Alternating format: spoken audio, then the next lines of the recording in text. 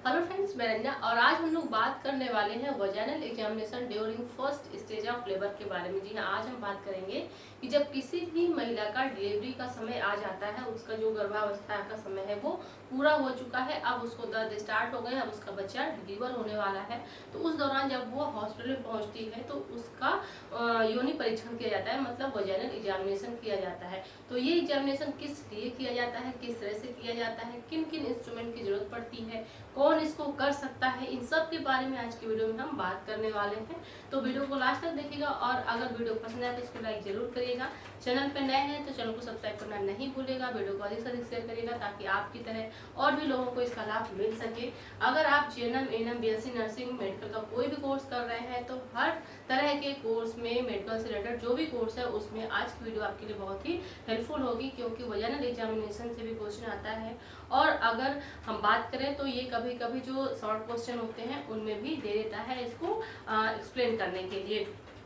तो अगर हम बात करते हैं वजाइनल एग्जामिनेशन की तो हम पूरा प्रोसीजर इसका आज देखेंगे। तो पहले हम ये जान लेते हैं कि वजाइनल एग्जामिनेशन होता क्या है। तो फर्स्ट क्वेश्चन यहाँ पे है हमारा, व्हाट इज वजाइनल एग्जामिनेशन, मतलब कि जो वजाइनल एग्जामिनेशन है वो क्या है। तो अगर हम आंसर की बात करते हैं तो यहाँ पे है, vaginal examination is an internal physical examination done by doctor और nurse or trained health worker. मतलब कि जो वजाइनल एग्जामिनेशन है वो क्या है, वो इंटरनल फिजिकल एग्जामिनेशन होता है जो किसके द्वारा किया जाता है, किसी डॉक्टर के द्वारा, नर्स के द्वारा या फिर जो ट्रेन्ड हेल्थ वर्कर है उसके द्वारा ही किया जा सकता है, अदरवाइज और कोई इसको नहीं कर सकता है। तो इसमें हम क्या देखते हैं कि जो महिला का इंटरनल एरिया होता है, इंटरनल पार्ट होता है जहां से बच्चा डिलीवर होने वाला है, जो योनि मार्ग होता है उसको हम देखते हैं और उसमें हम क्या क्या चीजें देखते हैं इसके बारे में भी हम देख लेते हैं। तो यहाँ नेक्स्ट क्वेश्चन है, why is vaginal examination important during labour pain.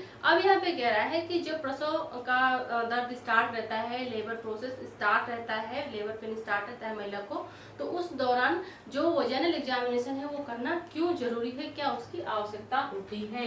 तो यहाँ पे है, to know about dilatation and effacement of the cervix. मतलब कि जो सर्विक्स होती है जिसको हम बच्चेदानी का मुंह कहते हैं, उसके डाइलेटेशन के लिए और उसके इफेसमेंट के लिए जो पेल्विक एग्जामिनेशन है वो करना जरूरी होता है। जब नॉर्मल डिलीवरी की बात आती है उसके द्वारा हम ये पता करने की कोशिश करते हैं कि जो सर्विक्स है, मतलब बच्चेदानी का जो मुंह है वो कितना खुला है। जब सर्विक्स का जो डाइलेटेशन है वो 10 सेंटीमीटर होता है तभी जाके नॉर्मल डिलीवरी हो पाती है। अब जैसे कोई महिला आई और उस दौरान वो बहुत ज्यादा दर्द में है, लेकिन उसके सर्विक्स का जो डाइलेटेशन है वो कितना है, 4 सेंटीमीटर है या फिर मान के चलिए 6 सेंटीमीटर है, तो अभी डिलीवरी नहीं होगी। फिर हमको पता चल जाता है कि अभी डिलीवरी में समय है। और क्या देखा जाता है, इफेसमेंट देखा जाता है, मतलब कि जो सर्विक्स है उसकी शॉर्टनेस देखी जाती है, उसकी लेंथ देखी जाती है। जितना अधिक सर्विक्स का डाइलेटेशन होगा लेंथ उतनी कम होती जाएगी, शॉर्टनेस उतनी कम होती जाएगी। तो ये चीज देखी जाती है और इसको नोट डाउन भी किया जाता है सेंटीमीटर में। नेक्स्ट क्या है, to know about presentation, position and presenting part of the fetus. यहाँ पे कह रहा है कि जो गर्भ में बच्चा है उसके प्रेजेंटेशन को देखने के लिए, पोजीशन को देखने के लिए और प्रेजेंटिंग पार्ट को देखने के लिए जो पेल्विक एग्जामिनेशन है वो करना जरूरी होता है।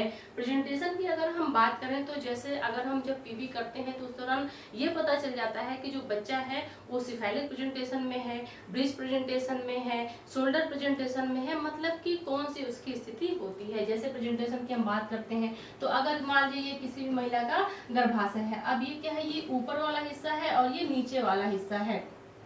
अब वहाँ पे जो बच्चा होता है अगर उसका जो प्रेजेंटेशन है वो मान लीजिए सिफेलिक प्रेजेंटेशन है, अगर सिफेलिक प्रेजेंटेशन है तो क्या होता है, वो एक आइडियल प्रेजेंटेशन होता है। इसमें नॉर्मल डिलीवरी होने के चांस सबसे ज्यादा रहते हैं, मतलब 99% होते हैं। तो इसमें क्या होता है कि जो बच्चे का सर होता है वो नीचे होता है और बच्चे के जो पैर होते हैं वो ऊपर होते हैं, इस कंडीशन में होता है। अब यहीं पे अगर ब्रीच प्रेजेंटेशन है तो जस्ट इसका उल्टा हो जाएगा, सर ऊपर की तरफ रहेगा और पैर जो है वो नीचे की तरफ रहता है। तो जब हम पीवी करते हैं तो उस दौरान हमको ये पता चल जाता है कि बच्चे का प्रेजेंटेशन क्या है, क्योंकि जो उसका प्रेजेंटिंग पार्ट है इसके द्वारा हमको पता चलता है। अब अगर सिफेलिक प्रेजेंटेशन होगा तो जब प्रेजेंटिंग पार्ट होगा उसमें क्या होगा, बच्चे का वर्टेक्स होगा, मतलब कि बच्चे का सर वाला भाग होगा, ये वाला भाग होगा और इससे हमको पता चल जाएगा। अगर शोल्डर प्रेजेंटेशन है तो फिर ये वाला भाग रहेगा। इसी तरह से अगर ब्रीच प्रेजेंटेशन है तो बच्चे का बटक वाला भाग रहेगा। तो हमको पता चल जाता है।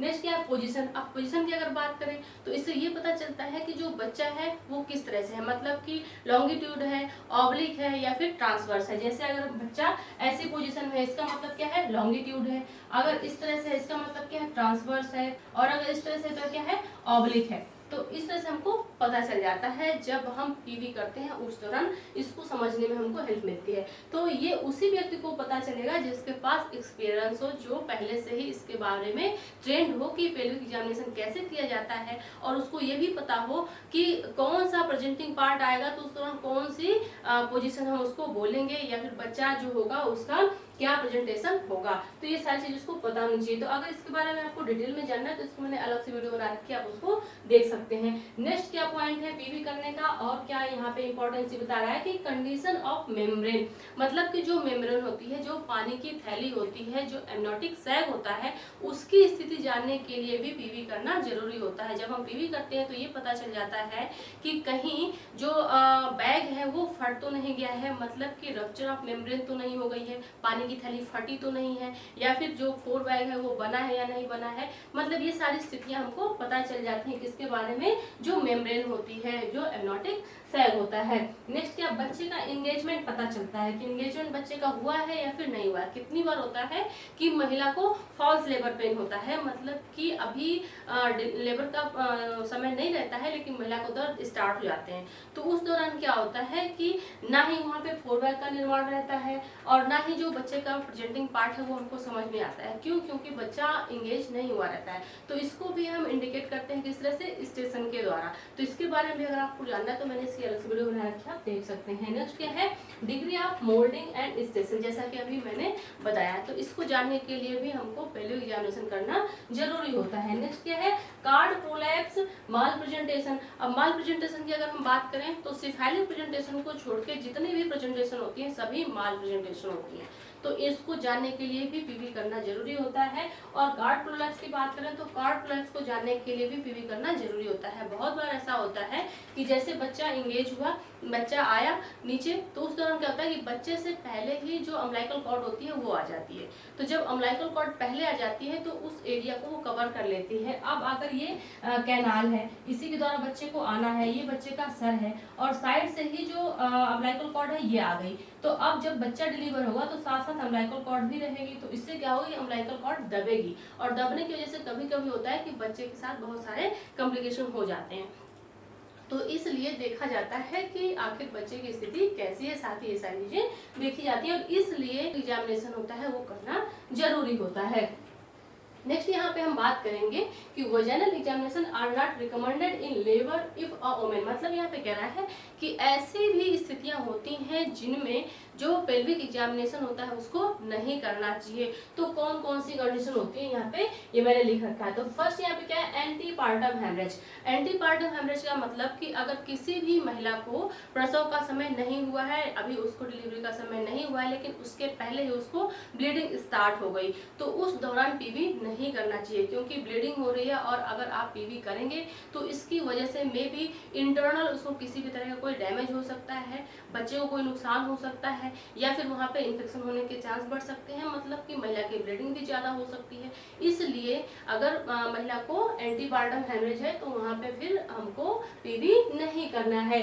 नेक्स्ट क्या है प्लासेंटा प्रीविया। अगर प्लासेंटा प्रीविया है तो उस दौरान भी पीवी नहीं करना है, क्योंकि इसकी वजह से जो प्लासेंटा होती है मे बी उसको नुकसान हो सकता है और इसकी वजह से बच्चे को नुकसान होगा, क्योंकि जो प्लासेंटा होती है वो बच्चे के थ्रू जुड़ी होती है, और जो भी न्यूट्रिएंट होता है, जो भी बच्चे की केयर होती है वो प्लासेंटा के द्वारा ही होती है। जो भी ऑक्सीजन होता है, न्यूट्रिएंट होता है, ब्लड ग्लूकोज, सारा प्लासेंटा के द्वारा ही बच्चे को पहुंचता है। बीच में मीडिएटर के रूप में अम्बिलिकल कॉर्ड होती है। तो अगर प्लासेंटा को कोई दिक्कत होगी तो फिर बच्चे को भी होगी, तो वहाँ पे दिक्कत हो सकती है। इसलिए अगर प्लासेंटा प्रीविया है तो फिर हमको वहाँ पे वजाइनल एग्जामिनेशन एग्जामिनेशन नहीं करना है। प्लासेंटा प्रीविया में होता क्या है कि अगर ये गर्भाशय है तो जैसे नॉर्मली क्या होता है कि जो प्लासेंटा होती है वो गर्भाशय के अपर सेगमेंट में इम्प्लांट होती है, या तो इधर होगी या तो इधर होगी, लेकिन अपर सेगमेंट में होगी। लेकिन अगर लोअर सेगमेंट में अगर मान लीजिए प्लासेंटा यहाँ पे है तो इसको भी हम प्लासेंटा प्रीविया ही बोलेंगे, लेकिन इसमें ग्रेड होता है। तो इसके बारे में हम फिर किसी नेक्स्ट वीडियो में पढ़ेंगे जिसमें हम प्लासेंटा प्रीविया के बारे में डिटेल में देखेंगे। तो इतना आप समझ लीजिए कि प्लासेंटा प्रीविया का मतलब होता है कि जो गर्भाशय का लोअर सेगमेंट होता है वहां पे प्लासेंटा इम्प्लांट हो जाती है और इस वजह से डिलीवरी के समय काफी दिक्कत होती है और उसमें एंटीबायोटिक हैमरेज होने के चांस भी ज़्यादा रहते हैं। और जो बच्चा होता है, बच्चे के साथ साथ जो प्लासेंटा होती है उसको उसके भी बाहर आने के रिस्क ज़्यादा रहते हैं, इसलिए बच्चे के लिए कभी कभी बहुत ज़्यादा दिक्कत कर देता है। तो अगर प्लासेंटा प्रीविया है, हमको पहले से पता है, तो हमको वहाँ पे पीवी नहीं करना चाहिए। नेक्स्ट क्या है, if the position of placenta is not known. अगर आपको ये नहीं पता है कि प्लासेंटा की पोजिशनिंग क्या है तो भी आपको पीवी नहीं करना चाहिए, क्योंकि जैसे मान लीजिए आपको पता ही नहीं है कि प्लासेंटा अपर सेगमेंट में है कि लोअर सेगमेंट में है, प्लासेंटा प्रीविया है या फिर नहीं है, और उस दौरान मान लीजिए कि फुली प्लासेंटा प्रीविया है। फुली प्लासेंटा प्रीविया का मतलब कि जो ये सर्विक्स का मुंह होता है ये पूरी तरह से प्लासेंटा कवर की रहती है और आपने पीवी किया, और पीवी जैसे ही आपने किया, अपनी फिंगर जैसे ही आपने इंसर्ट की तो वो कहाँ पहुंच गई, प्लासेंटा में पहुंच गई, और इसकी वजह से जो प्लासेंटा के लोब्स होते हैं या फिर प्लासेंटा की जो मेम्ब्रेन्स होती हैं मे बी वो टियर हो सकती हैं, तो वहाँ पे दिक्कत बढ़ जाएगी। तो अगर चीजें नहीं पता है तो फिर नहीं करना चाहिए। नेक्स्ट क्या है, if she is an suspected preterm labour. अगर जो महिला है वो प्रीटर्म लेबर सस्पेक्टेड है कि उसका प्रीटर्म में भी हो सकता है, तो ऐसी स्थिति में भी हमको वजाइनल एग्जामिनेशन नहीं करना चाहिए। नेक्स्ट क्या है, rupture of membrane but is not in the labour. अगर किसी महिला का समय से पहले ही उसकी पानी की थैली फट जाती है, मान लीजिए कि उसका लेबर का भी समय नहीं है, प्रसव का समय नहीं है, लेकिन उसके पानी की थैली फट गई समय से पहले ही, तो उस दौरान भी हमको पीवी नहीं करना है। इस बात का खास ख्याल रखें। तो ये ऐसे इंडिकेशन है जिसमें हमको पीवी नहीं करनी है। नेक्स्ट यहाँ पे हम बात करेंगे कि इंस्ट्रक्शन ड्यूरिंग पीवी। जब हम पेल्विक एग्जामिनेशन करते हैं तो उस दौरान हमको किन किन बातों का ध्यान रखना चाहिए। तो फर्स्ट यहाँ पे है use of strict aseptic technique. यहाँ पे कह रहा है कि जो एसेप्टिक टेक्निक होता है उसका हमको प्रयोग करना चाहिए। हम कोई भी एग्जामिनेशन करें, हम यहाँ पे सिर्फ पेल्विक की बात नहीं कर रहे हैं, कोई भी अगर आप प्रोसीजर करते हैं तो उसको करने से पहले हमको स्ट्रिक्ट एसेप्टिक टेक्निक का प्रयोग करना चाहिए, क्योंकि इससे क्या होगा कि जिस व्यक्ति का हम प्रोसीजर जिसके साथ हम कर रहे हैं उस व्यक्ति को संक्रमण होने के रिस्क कम रहेंगे ही, साथ में हम भी बचे रहेंगे। क्योंकि अगर मान लीजिए कि जिस व्यक्ति का हम कोई भी एग्जामिनेशन मान लीजिए करने जा रहे हैं और वो पहले से ही इन्फेक्शियस पर्सन है, तो मे बी हमको भी रिस्क है कि हमको भी वो इन्फेक्शन लग सकता है। इसलिए खुद को और जो वो पेशेंट है उसको, दोनों को इन्फेक्शन से प्रिवेंट करने के लिए हमको स्ट्रिक्टली उस टेक्निक का प्रयोग करना चाहिए जिसकी वजह से हम दोनों बचे रहें, पहली बात। और दूसरा क्या है, PV should be done only by a trained person. PV हमेशा ऐसे व्यक्ति के द्वारा करनी चाहिए जो कैसा हो, ट्रेंड हो, जिसको इसके बारे में पता हो, वरना क्या होगा कि गलत इन्फॉर्मेशन आएगी। पता चला कि जो सर्विक्स है उसका डायलेटेशन हो ही नहीं रहा है और उस व्यक्ति को पता नहीं है, उसने बोल दिया कि 8 सेंटीमीटर डायलेटेशन हो चुका है, तो अब ये लगेगा कि बस आधे घंटे में क्या होने वाला है, डिलीवरी होने वाली है। तो बहुत सारी तैयारियां करनी पड़ती हैं लेबर से पहले। अब अगर हमको गलत सूचना मिली है कि जो महिला है उसका मान लीजिए कि जो प्रेजेंटिंग, अगर हम प्रेजेंटेशन की बात करें कि हमको बताया गया कि सिफेलिक प्रेजेंटेशन है, लेकिन वहाँ पे क्या है, ब्रीच प्रेजेंटेशन है।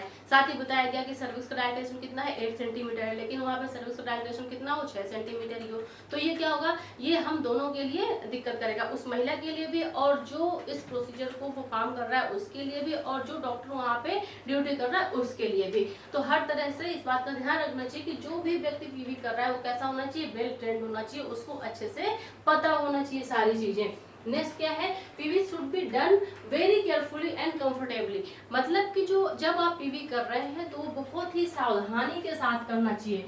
क्योंकि यहाँ पे क्या बात हो रही है, बच्चे की बात हो रही है, डिलीवरी होने वाली है वजाइनल ट्रैक्ट के थ्रू। तो उस दौरान बहुत ही सावधानी रखनी है, क्योंकि अब एक नया जीव है जो बाहर आने के लिए खुद को तैयार कर रहा है और हमको बहुत ही सावधानी के साथ उसको इस दुनिया में लेके आना है। हमारी छोटी सी गलती उसके लिए बहुत ही बड़ा खतरा बन सकती है, तो इस बात का हमको ध्यान रखना है और बहुत ही कंफर्टेबली उसको हमको पीवी करनी है जिस भी महिला का हम परफॉर्म कर रहे हैं। नेक्स्ट क्या है, PV should not be done unnecessary. यहाँ पे कह रहा है कि जो पीवी है उसको अनावश्यक रूप से नहीं करना चाहिए, कि जरूरत नहीं है और आप कर लें। कभी कभी ऐसा होता है कि प्रेसिपिटेट लेबर होता है, मतलब कि जो लेबर का प्रोसेस होता है वो बहुत ही जल्दी हो जाता है। अक्सर उन महिलाओं में देखने को मिलता है जो मल्टी ग्रेविडा होती हैं, मतलब कि ऐसी महिलाएं जिनके 3 से अधिक बच्चे होते हैं। तो उन महिलाओं में जो लेबर का प्रोसेस होता है वो बहुत जल्दी ही हो जाता है, बच्चेदानी का मुंह बहुत जल्दी खुल जाता है और डिलीवरी बहुत जल्दी आती है। लेकिन अगर कोई ऐसी महिला है जिसका प्राइमरी ग्रेविडा है, पहली बार वो माँ बन रही है, पहली बार उसका बच्चा डिलीवर हो रहा है,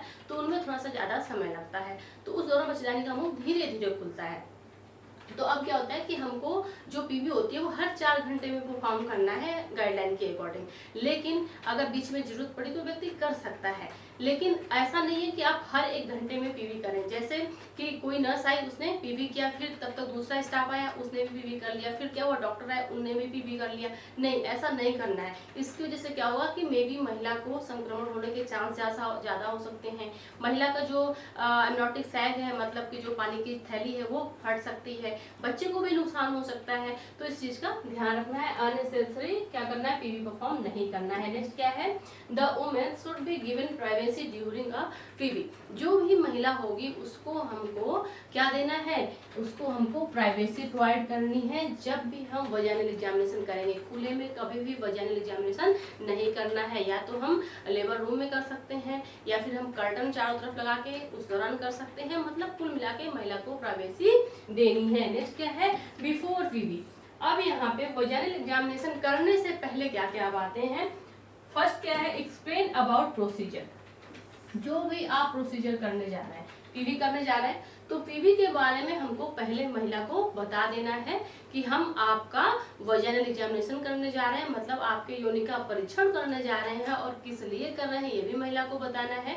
कि हमको देखना है कि आपकी बच्चेदानी का मुंह कितना खुला है, बच्चे की पोजीशन क्या है, ये सारी चीजें हमको महिला को बतानी है, एक्सप्लेन करनी है, उसके डाउट को क्लियर करना है, हर तरह से उसको क्या करना है, बिल्कुल डाउट फ्री कर देना है। नेक्स्ट क्या है, verbal permission should be taken by women. जो भी महिला है जिसका हम पीवी कर रहे हैं उससे हमको परमिशन ले ली है वर्बली, मतलब कि मुंह के द्वारा। हमको बस उससे ये पूछना है कि हम आपका पीवी करने जा रहे हैं, क्या हम कर सकते हैं। क्योंकि कई बार ऐसा होता है कि जैसे अगर कई स्टाफ हैं तो जैसे ही पहला व्यक्ति आया उसने पीवी किया, फिर आधे घंटे में दूसरा आया उसने भी पीवी कर लिया, तो उस दौरान अगर दूसरा व्यक्ति आ रहा है, पहले ने परफॉर्म कर रखा है, अब दूसरा आया, अगर वो महिला से पूछ ले कि क्या मैं आपका पीवी कर सकता हूँ या फिर पीवी आपकी हुई है, तो महिला क्लियरली बता देगी कि आधे घंटे पहले ही मेरा ये परीक्षण हुआ है। तो अब वहाँ पे क्या होगा कि उस स्टाफ को भी पता चल जाएगा कि अच्छा इनका पीवी हो चुका है। तो इसलिए भी हमको वहाँ पे महिला की परमिशन की जरूरत पड़ती है। साथ ही चूंकि हम महिला का प्राइवेट पार्ट देख रहे हैं तो वहाँ पे भी हमको महिला के परमिशन की जरूरत पड़ेगी। महिला लेबर पेन में है तो हमको वहाँ पे परमिशन लेना जरूरी है। वैसे तो कोई भी प्रोसीजर किया जाता है तो वहाँ पे परमिशन ली जाती है। हम सिर्फ जो वजाइनल एग्जामिनेशन उसकी बात नहीं कर रहे हैं, लेकिन आज हम वजाइनल एग्जामिनेशन पढ़ रहे हैं इसलिए हम इस पे हमने फोकस किया हुआ है। नेक्स्ट क्या है, assure the women that his test is painful. अब महिला को इस बारे में भी अस्योर कर देना है, उसको पहले से ही बता देना है कि जब हम पीवी करेंगे तो आपको वहाँ पे दर्द होगा। तो महिला पहले से उसको पता रहेगा तो वो ज्यादा परेशान नहीं होगी। अब आप नहीं बताएंगे और डायरेक्ट आप उसका पीवी करने लगेंगे तो फिर महिला क्या घबरा जाएगी। नेक्स्ट क्या है, necessary equipment should be kept on the women bed side. जो भी इक्विपमेंट की जरूरत होती है हमको पीवी के दौरान वो सभी हमको पहले से ही महिला के साइड में, बेड के साइड में रख लेने हैं ताकि दौड़ दौड़ के उस सामान को हमको ना लाना पड़े। तो इससे क्या होगा, असुविधा होगी, दिक्कत होगी, क्योंकि हम महिला का पीवी कर रहे हैं और उस दौरान हमको बहुत सारी सावधानी बरतनी है। नेक्स्ट क्या है, यहाँ पे बात करेंगे हम इक्विपमेंट की कि किस किस इक्विपमेंट की जरूरत पड़ती है हम जब भी किसी भी महिला का पीवी करते हैं during first stage of labour. तो फर्स्ट क्या है इसमें, एंटीसेप्टिक सॉल्यूशन। क्योंकि हमको इसकी जरूरत क्यों पड़ रही है, क्योंकि हमको वजाइनल एग्जामिनेशन हम कर रहे हैं, तो जो वजाइनल एरिया होगा हमको उसको साफ करना रहता है, और इसलिए हमको जरूरत पड़ती है किसकी, एंटीसेप्टिक सॉल्यूशन की। तो एंटीसेप्टिक सॉल्यूशन में आप क्या ले सकते हैं, यहाँ पे आप बेटाडीन सॉल्यूशन ले सकते हैं, इसके थ्रू हम उसका एरिया क्लीन करते हैं। नेक्स्ट क्या है, बाउल। बाउल की जरूरत क्यों पड़ती है, जो एंटीसेप्टिक सॉल्यूशन हम लेंगे उसको किस में रखेंगे, बाउल में रखेंगे। उसके बाद क्या है, कॉटन बॉल। कॉटन बॉल की जरूरत क्यों पड़ती है, कॉटन बॉल को हम उस सॉल्यूशन में डीप करेंगे और फिर उसी से हमको सफाई करनी है वजाइनल एरिया की। नेक्स्ट क्या है, ग्लव्स। ग्लव्स की जरूरत क्यों पड़ी, क्योंकि हमको क्या करना है, स्ट्रिक्टली जो एसेप्टिक टेक्निक है उसको फॉलो करना है, तो इसके लिए हमको ग्लव्स की जरूरत पड़ेगी, हमको ग्लव्स पहनना है। नेक्स्ट क्या है, स्पंज होल्डर। स्पंज होल्डर की जरूरत क्यों पड़ेगी, ये है स्पंज होल्डर। तो अब इसकी जरूरत क्यों पड़ेगी, जब हम कॉटन को, जो कॉटन बॉल है, यहाँ पे है कॉटन बॉल, जो ये कॉटन बॉल है, जब इसको हम बेटाडीन सॉल्यूशन में डीप करेंगे तो हम अपने हाथों से तो उसको पकड़ेंगे नहीं, तो उसको पकड़ने के लिए हमको क्या चाहिए, ये चाहिए, इसको क्या बोलते हैं, इसको बोलते हैं स्पंज होल्डर। तो यहाँ पे हमको क्या चाहिए, स्पंज होल्डर चाहिए कॉटन बॉल को पकड़ने के लिए। नेक्स्ट क्या है, किडनी ट्रे। किडनी ट्रे किस लिए चाहिए, जब हम सफाई करेंगे तो उस दौरान जब हम उस एरिया को क्लीन कर लेंगे तो फिर जो वो कॉटन बॉल होगा जिससे हमने सफाई की है, मतलब वो गंदा हो चुका है, वेस्ट हो चुका है, उसको हमको किडनी ट्रे में रखना होगा, और इसलिए हमको किडनी ट्रे चाहिए। नेक्स्ट क्या है, सोप। हमको सोप क्यों चाहिए, सोप हमको चाहिए हैंड वॉश करने के लिए, हाथ धोने के लिए। नेक्स्ट हमको क्या चाहिए, पेपर बैग चाहिए। इसके बाद क्या चाहिए, पेन चाहिए और पेपर चाहिए। तो पेन पेपर क्यों चाहिए, जो भी हम प्रोसीजर कर रहे हैं उसको हमको लिखना भी होता है, तो इसके लिए हमको चाहिए पेन और क्या चाहिए, पेपर चाहिए। अब इसको हम कैसे परफॉर्म करेंगे, तो सबसे पहले हम क्या लेंगे, सोप लेंगे, उसके बाद हम हैंड वॉशिंग करेंगे, हाथ धोने के बाद हम फिर ग्लव्स वियर करेंगे, मतलब दस्ताना पहनेंगे। उसके बाद क्या लेंगे, हम ये बाउल लेंगे, बाउल लेने के बाद ये एंटीसेप्टिक सॉल्यूशन इसमें डालेंगे। उसके बाद क्या करेंगे, फिर हम स्पंज होल्डर लेंगे, उससे हम कॉटन बॉल को पकड़ेंगे। इसके बाद इस कॉटन बॉल को हम डिप करेंगे किसमें, जो हमारे पास एंटीसेप्टिक सॉल्यूशन है उसमें, और उसके बाद सबसे पहले हम क्लीन करेंगे उस एरिया को जो सबसे बाहरी एरिया होगा, जिसको हम क्या करते हैं, जिसको हम कहते हैं वल्वा। इसको क्लीन करेंगे। वल्वा को क्लीन करने के बाद अब यहाँ पे जब हम क्लीन मतलब सफाई वाला काम कर रहे हैं, तो उस दौरान एक बार में सिर्फ और सिर्फ एक कॉटन बॉल का ही हमको प्रयोग करना है, फिर उस कॉटन बॉल से दूसरे एरिया को साफ नहीं करना है। जैसे अगर हमने राइट साइड का ये वल्वा वाला एरिया साफ किया, तो अब इस कॉटन बॉल को हम कहाँ रखेंगे, किडनी ट्रे में रख देंगे। फिर से नया कॉटन बॉल उठाएंगे और इसको डिप करेंगे जो भी एंटीसेप्टिक सॉल्यूशन है उसमें, और फिर इधर वाला एरिया साफ करेंगे। फिर उसके बाद उस वाले कॉटन बॉल को हम कहाँ रख देंगे, किडनी ट्रे में रखेंगे, और फिर एक नया कॉटन बॉल लेंगे और इसको हम डिप करेंगे एंटीसेप्टिक सॉल्यूशन में, और फिर से सफाई करेंगे। तो मतलब कि हर बार हमको एक नया कॉटन बॉल लेना होगा। अब ये नहीं है कि इधर इधर चारों तरफ एक ही कॉटन बॉल से सफाई कर दे। इससे क्या होगा कि अगर इधर का एरिया गंदा है, यहाँ पे किसी तरह कोई बैक्टीरिया है, तो फिर इस एरिया में भी वो आसानी से पहुंच जाएगा। तो इसलिए हर बार एक नया कॉटन बॉल हमको लेना है, और वो भी किसमें डिप करके लेना है, जो भी एंटीसेप्टिक सॉल्यूशन होगा उसमें। तो सबसे पहले हम साफ करेंगे किसको, वल्वा को। इसके बाद जो ये लेबिया मेजोरा होता है इसको साफ करेंगे, जो आउटर फोल्ड होती है वजाइना की। उसके बाद लेबिया माइनोरा को साफ करेंगे, लेबिया माइनोरा साफ करेंगे, और इस तरह से हम यहाँ पे अपना प्रोसीजर परफॉर्म करते हैं। इसके बाद एक चीज यहाँ पे भूल गई है, मैंने लिखा नहीं है, इसमें क्या है, पैड भी हमारे पास होना चाहिए। 11th नंबर पे इसको हम ऐड कर लेते हैं। पैड्स भी हमारे पास क्यों होना चाहिए, क्यों होना चाहिए, क्योंकि महिला को डिस्चार्ज हो रहा है, वो लेबर पेन में आई है, उसको दर्द हो रहा है, तो वजाइनल डिस्चार्ज भी हो रहा होगा। तो अब हमको पैड चाहिए। जब हम उसका पीवी कर लेंगे, सफाई कर लेंगे, सफाई करने के बाद हम पीवी करेंगे, और पीवी करने के बाद फिर हमको वहाँ पे पैड लगाना होगा, और इसके लिए हमारे पास पैड होना चाहिए। तो ये इतने सारे इंस्ट्रूमेंट हैं जो पीवी करने से पहले हमको अपने पास कलेक्ट कर लेना है, और जैसे मैंने बताया वही प्रोसीजर है। हमको हाथ धोना है, हाथ धोने के बाद सारी चीजें परफॉर्म करनी है, और उसके बाद लास्ट में फिर जब हम अपना सारा प्रोसीजर कर लेंगे, महिला को पैड लगा देंगे, तो उसके बाद ग्लव्स को हटा देना है, और फिर हैंड वॉश करना है। हैंड वॉश करने के बाद फिर हमको पेन और कागज छूना है और अपनी रिपोर्टिंग वहाँ पे करनी है। अब यहाँ पे आते हैं हम कि हमको किस तरह से परफॉर्म करना है जो पेल्विक एग्जामिनेशन है। तो हमने महिला को सारी चीज़ें बता दी, और हमने सारा इंस्ट्रूमेंट भी अपना कलेक्ट कर लिया, जो भी इक्विपमेंट था सब हमने कलेक्ट कर लिया, हमारी पूरी तैयारी हो गई। अब क्या करना है, हमको ये प्रोसीजर करना है।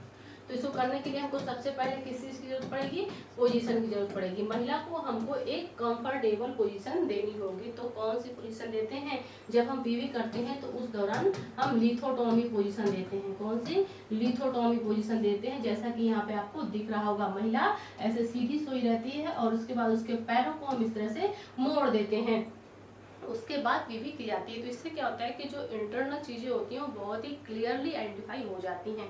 और जहाँ पे भी हम पीवी कर रहे हैं वहाँ पे लाइट प्रॉपर होनी चाहिए, इस बात का भी ध्यान रखना है। अब इसको करते कैसे हैं, तो इसमें हमारे दोनों हाथों का हम प्रयोग करते हैं। जैसे कि यहाँ पे आपको दिख रहा होगा, ये क्या है, ये महिला की एब्डोमिनल कैविटी है, ये हो गया महिला का गर्भाशय। अब इसके अंदर क्या है कि बच्चा है, यहाँ से हमको पीवी करना है, ये वजाइनल एरिया है। यहाँ पे जो हमारा बायां हाथ होता है, जो हमारा लेफ्ट हैंड होता है, हमेशा महिला का जो पेल्विक एरिया रहेगा उसके ऊपर रहता है, और जो दायां हाथ होता है उसमें सिर्फ और सिर्फ 2 फिंगर हम इंसर्ट करते हैं। यहाँ पे दिख रहा होगा कि सिर्फ 2 फिंगर ही इंसर्ट की जाती है। उसमें कौन कौन सी होती है, एक तो इंडेक्स फिंगर और एक मिडल फिंगर। इन्हीं 2 फिंगर का यूज करके हम वजाइनल एग्जामिनेशन महिला का करते हैं। और उस दौरान जो हमारा लेफ्ट हैंड होता है उसको महिला के ऊपरी पेल्विक वाले एरिया में हम रख के हल्का सा प्रेस करके, और फिर क्या करते हैं कि महिला के वजाइनल रूट के थ्रू दोनों फिंगर को इंसर्ट करके हम ये कोशिश करते हैं जानने की कि जो भी ये एरिया है, मतलब कि जो सर्विक्स है वो कितना खुला है और उसका डायलेटेशन इफेसमेंट कैसा है, बच्चे का प्रेजेंटिंग पार्ट कैसा है, जो वहाँ पे वाटर बैग है उसका निर्माण हुआ है या नहीं हुआ है, जो मेम्ब्रेन है मतलब जो पानी की थैली है वो फटी है या फिर नहीं फटी है, सेफ कैसी है, मतलब सारी चीज़ें हमको पता करनी रहती हैं। तो अब इसके लिए क्या है, हमको एक्सपीरियंस चाहिए। अगर कोई न्यू है, फ्रेशर है, तो उसको इतनी जल्दी इन चीज़ों के बारे में पता नहीं रहता है। तो थ्योरी में और प्रैक्टिकल में बहुत ही अंतर होता है। यहाँ पे तो हमने सिर्फ थ्योरी की पढ़ाई की कि किस तरह से हमको लिखना है, अगर एग्जाम में आ जाए तो हम किस तरह से इसको लिख सकते हैं। अगर प्रैक्टिकली बात करें तो जब हम इसको कंटिन्यू अपने रूटीन में शामिल कर लें, हम कहीं पे ड्यूटी कर रहे हैं और इसको रूटीन में शामिल कर लें, कोई हमारा सीनियर है उसके डायरेक्शन में अगर हम ये वर्क करें तो हम इसलिए सीख जाएंगे कि जो पेल्विक एग्जामिनेशन है वो किस तरह से किया जाता है। बाकी जो टेक्निक की हमने बात की या फिर जो हमने इक्विपमेंट की बात की वो सारे उसी तरह से रहेंगे, और बाकी जो प्रोसीजर था वो भी हम ऐसे ही करते हैं। तो आई होप कि आज की वीडियो से आपको ये पता चल गया होगा कि अगर किसी भी महिला का हमको डिलीवरी के समय पेल्विक एग्जामिनेशन करना है तो किस तरह करेंगे और क्या क्या सावधानियां बरतेंगे, किन किन इक्विपमेंट की जरूरत पड़ेगी और उस दौरान किस तरह से हम इस प्रोसीजर को परफॉर्म कर सकते हैं, किसके गाइडलाइन में हम ये कर सकते हैं। तो आज के लिए बस इतना है, मिलते हैं अगली वीडियो में, तब तक के लिए थैंक यू सो मच।